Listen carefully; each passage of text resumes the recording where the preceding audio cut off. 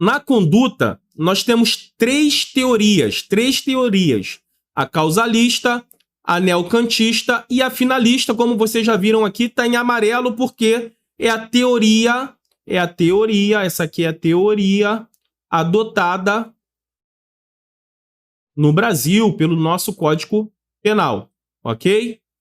Causalista é o movimento corpóreo voluntário que causa modificação no mundo exterior. Então, eu tenho que ter um movimento corpóreo voluntário. Por exemplo, eu quero cometer um crime de dano. Eu estou com inveja que você comprou um carro novo e eu quero causar um dano nesse carro. Eu pego uma pedra e taco no carro. Tem um movimento corpóreo, é um movimento voluntário. Porque se ele não fosse voluntário, se ele fosse involuntário, ele não seria considerado o quê? Uma conduta, porque foi involuntário. Essa conduta dele foi involuntária, logo não teria crime.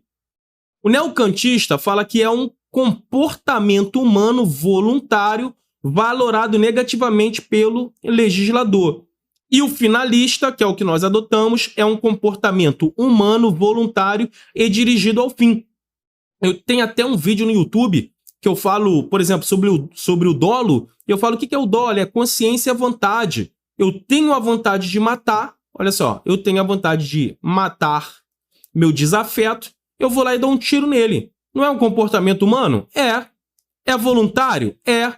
Estava dirigido a um fim? Estava, eu queria matar o meu desafeto. Então, eu estou dentro da teoria da conduta finalista, ok? Essa conduta é adotada no Brasil. Ela tem o dolo e a culpa integram a conduta, porque esse comportamento humano voluntário, ele pode ser pelo dolo, como eu dei o exemplo, ou ele pode ser pela culpa. Como eu falei para vocês, eu me corrigi lá anteriormente, que se eu não me engano, eu tinha falado que estava dentro do fato típico, que não, o dolo e a culpa está dentro da conduta. O dolo e a culpa está dentro da conduta. Se a conduta tem um comportamento involuntário, olha aqui, ó, involuntário ou inconsciente, não é penalmente relevante para o Código Penal, porque o Código Penal ele só vai punir se o comportamento for o quê? Voluntário. Se ele for dirigido ao fim, ou seja, ele tem a consciência, tem que ter esse somatório. Professor, dá um exemplo do que seria uma conduta que é involuntária ou inconsciente. Vamos dizer um caso de hipnose. Eu vou lá, tipo, hipnotizo e mando você matar o meu desafeto. Você vai lá e mata. Então você matou de forma o quê? Inconsciente, você estava hipnotizado. Professor, mas isso aí é uma inventação. Isso já ocorreu na prática nos Estados Unidos e isso está na nossa doutrina majoritária. Isso aqui é aceito e cai em concurso, que é o mais importante. Então, sonambulismo também. Eu posso estar dormindo, ser sonâmbulo, acordar, pegar uma faca, matar meu vizinho, ir para casa e dormir.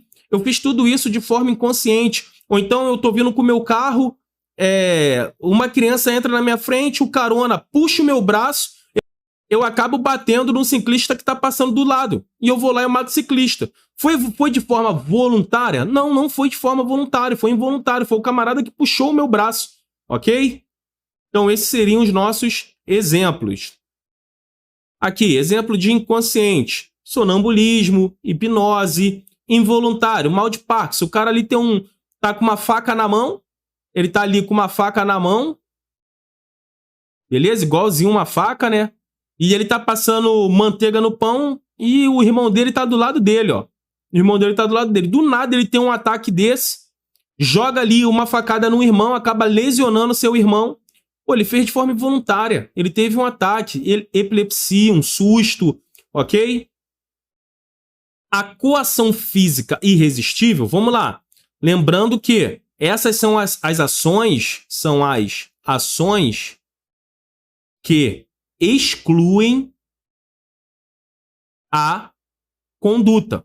Você já sabe que a conduta tem que ter o dolo e a culpa, mas eu tenho as ações que excluem a conduta. Então, como vocês viram aqui anteriormente, eu tenho ação involuntária ou inconsciente. Aí aqui eu dei um exemplo para vocês sobre a inconsciência e a involuntariedade, e aqui também a consciência física a coação física irresistível. O que ela faz? Ela exclui a conduta do agente, pois é o ato em que ele devido a uma força física externa, é impossibilitado de determinar os movimentos conforme a sua vontade. Vem aqui, para eu explicar isso aqui para você. Vamos se dizer que eu sei que a minha esposa está me traindo. Minha esposa está me traindo. Eu chego, eu tenho uma arma, eu chego, pego os dois em flagra lá na minha cama. Pego os dois em flagra. Olha aí o desenho dos dois. Pega aí os dois em flagra. Pego a minha esposa, rendo ele, mando ele ficar ali ajoelhado, pega a minha esposa, coloca a mão dela, eu tenho mais força que a minha esposa. Minha esposa, ó, parece até uma anã de jardim. Eu brinco com ela que ela é uma anã de jardim. 1,5 m, ser humano. Eu pego ela, pego a mão dela, jogo na minha arma e forço para que ela dê um tiro e mate esse meu desafeto. Ela teve essa conduta de pegar e de fazer? Não, foi uma coação física irresistível, não tinha como ela lutar. Eu era mais forte do que ela, eu sou mais forte do que ela, então não tinha como ela lutar. Então, nesse caso, ela não teria a conduta devido a uma coação física irresistível, ok? Conseguiu entender de boa? Exemplo, um cachorro passa na frente do carro e o carona puxa o braço do motorista, fazendo que ele atropele um ciclista. Já tinha até dado esse exemplo para vocês. Ele não teve essa conduta, por quê? Porque foi uma coisa involuntária. Alguém pegou ali do lado e puxou, ele não teve aquela conduta, ele não teve aquela vontade de atropelar. Simplesmente uma pessoa, uma força externa puxou o braço, fazendo com que ele atropelasse esse ciclista. Nesse caso, exclui a tipicidade. Nós temos a teoria tripartida, todo crime é um fato típico, ilícito e culpável. Nesse caso, nesse exemplo, eu vou excluir aqui da minha tipicidade, beleza? Cuidado que a coação moral irresistível, nós vimos sobre a coação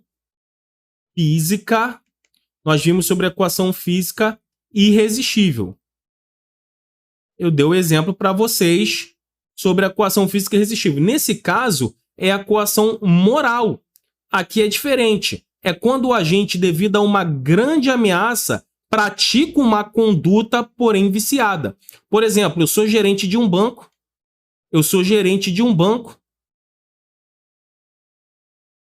E um grupo sequestra minha família, sequestra minha esposa, sequestra o meu filho, sequestra o Duduzão.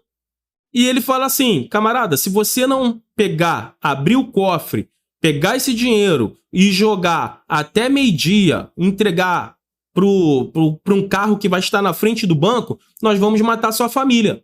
Veja bem, não é uma força irresistível, não é uma força física irresistível, não tem ninguém me forçando, mas ela é moral, porque é minha família que está ali. Então eu faço aquela conduta, veja bem, eu tenho a conduta. Por quê? Porque eu fiz com vontade, eu queria fazer aquilo por causa da minha família. Eu tenho tudo, eu vou ter tudo ali do fato típico. Eu vou ter a conduta, eu vou ter o resultado, eu vou ter a tipicidade, eu vou ter o nexo causal. Pô, professor, então ele cometeu o crime. Calma, pequeno gafanhoto. Calma, precoce. Eu vou ter os elementos do fato típico.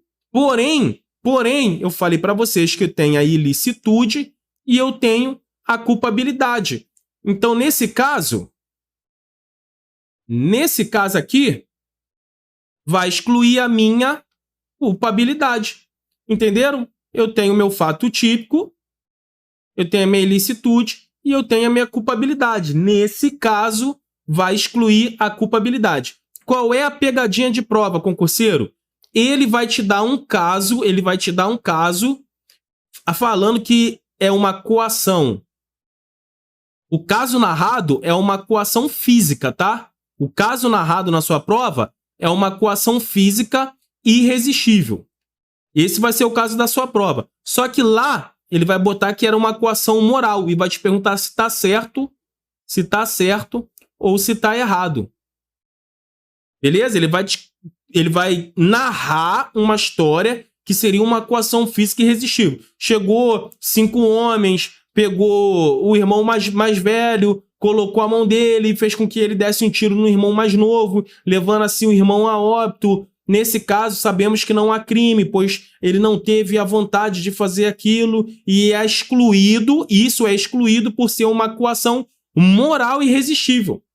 Veja bem, não é uma coação moral. Aqui não é uma coação moral. É diferente do exemplo que eu dei do gerente do banco. Era uma coação física, porque foi a força.